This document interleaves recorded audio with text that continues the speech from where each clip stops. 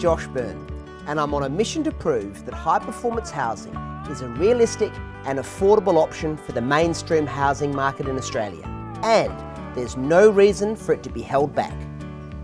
I'm on a national research tour, visiting exciting and innovative high-performance housing projects to learn as much as I can and share it all with you. This is Josh's house, Star Performance. Over the first 4 episodes of this series, I've visited some really impressive, affordable and accessible high-performance homes that demonstrate what's possible for new builds in different locations and climate zones around the country. Now I'm in Adelaide and on my way to a housing development that has implemented high-performance home principles on a grand scale. Well, here we are at Lochiel Park. It's quite spun out. Just moments ago, we're in the middle of typical suburbia in one turn, and now we're in what is arguably Australia's best high-performance suburb. My immediate response driving into this green village is wow. My eye is drawn to the very visible features like solar panels and solar hot water systems, but also to the very interesting architecture, abundance of trees, and feeling of being within nature, especially to think that we're just 8 kilometres from the city, in amongst other typical streets, homes and suburbs. I really want to get an understanding of what it's like to live here, how the homes perform, and how a large-scale project like this came to be. So first up, I'm meeting Andrew Bishop, the Lochiel Park Project Manager from the South Australian State Government's Urban Renewal Authority, Renewal SA, who are the lead agency behind the development.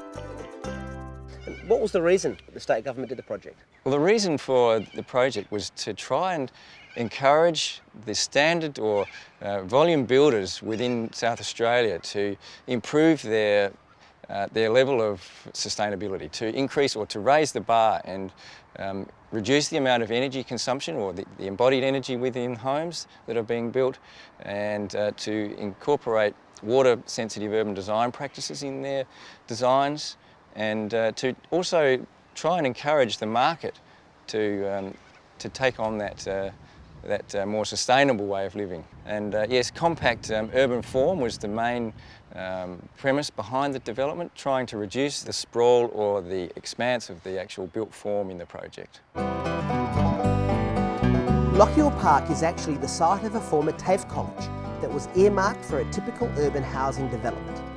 Instead, the 15-hectare area is now 2/3 parkland, including an urban forest with native species and wetlands designed to naturally filter stormwater. The site sits between the River Torrens and public transport, as well as pedestrian and cycle pathways.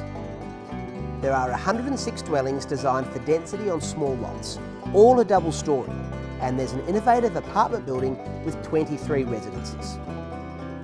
Each home had to achieve a minimum 7.5 stars under the National Housing Thermal Performance Energy Rating Scheme and adhere to passive design principles and strict guidelines around energy and water efficiency, far exceeding what is the norm for residential design and construction even today, 8 years on from the commencement of the project. Professor Wazim Saman and his team from the Sustainable Energy Engineering Department of the University of South Australia advised on the guidelines and run the research arm of the Lochiel Park development. I wanted to ask him what the initial response was from industry. How were the suggestions received at the time from the broader industry, because they were quite progressive? Indeed, there were some who were keen to do something unique and different, but also there were people who couldn't see how to translate, if you like, the initial aims into practical steps. And in some cases, we had to even sometimes slightly reduce our targets. For example, we started wanting 8-star homes, but then we worked out that 7.5-star was a bit more affordable. We wanted no air conditioning in the homes, but then we discovered that householders wouldn't be happy without air conditioning. So we set the standard for the performance of air conditioning.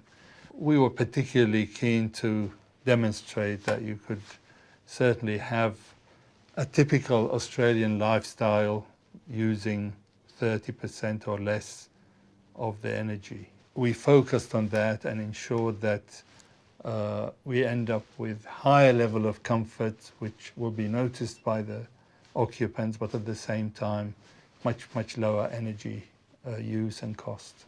The project was announced in 2004, when some of the concepts were new and expensive. So builders were able to access a rebate of around $40,000 to cover the costs associated with meeting their requirements. Now, that cost would be much lower, and so the rebate is no longer required.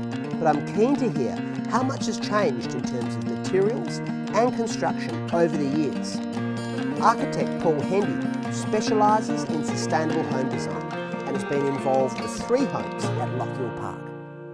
Obviously there are habits and there are practices within trade that tend to be perhaps the simplest or the lowest common denominator almost in some ways. So when you try to lift the bar, either you have to lift all the trades that are working with you, or you're going to struggle to match the bar basically.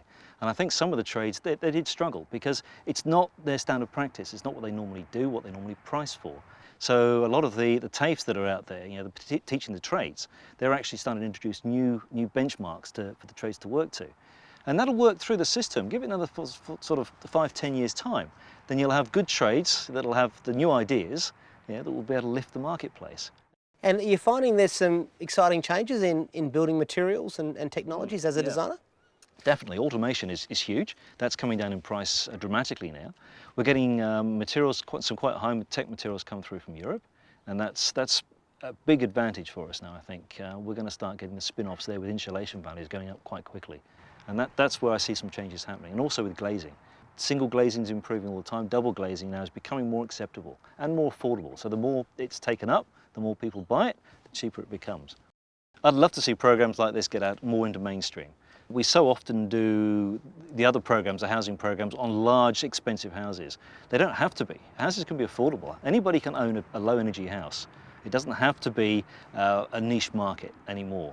And it's give it another 2, 3, 4 more years, I think we'll see a big change in the marketplace. And I think that's one of the key learning aspects, I think, really is more that it can be done. And it's not going to cost that much more than a standard development, but its long-term savings are huge, both to the individual and also to the local governments. Okay, so we've got a bit of an understanding for the reasons behind the project, but I'm also keen to hear what the residents think of the place. So I'm off to meet some of the people who live here. Nice to meet you.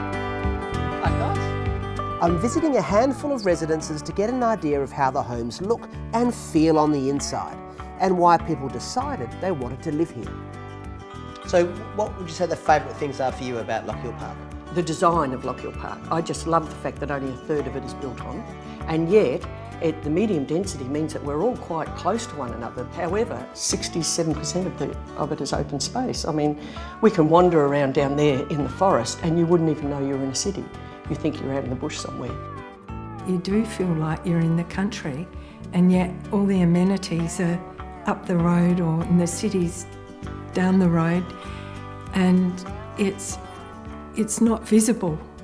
A big thing you also notice is noise. It is quite quiet, and that's double glazing and those sorts of things. So there's a lot more cost involved when we first started, but the benefits of that you do certainly notice. There's something nice about having a shower that's provided, free water heated by the sun. That's been a bit of a pleasure for me to have each day. The difficulty with our other home was that we had retrofitted as much as we could, but it still wasn't particularly efficient. We rented for 12 months while we were building this, and the first 12 months that we were in here, compared with the 12 months we were renting, our electricity was 60% cheaper. On the whole, we found that using heating and cooling has really not been a big requirement for the house, which is a great advantage, and it demonstrates that the house is working.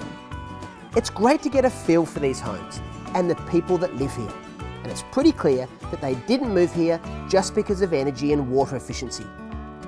It brings home to me that successful, sustainable development is about the consideration of many factors and understanding the way people want to live. Having said that, I really want to know more about the performance of this development, and to do that, I need to have a look at the data. With every single house wired up and being monitored, there's a lot we can learn. My visit to Lochiel Park isn't over yet. Join me in the next episode to explore the results and to spend some more time meeting the people that live here.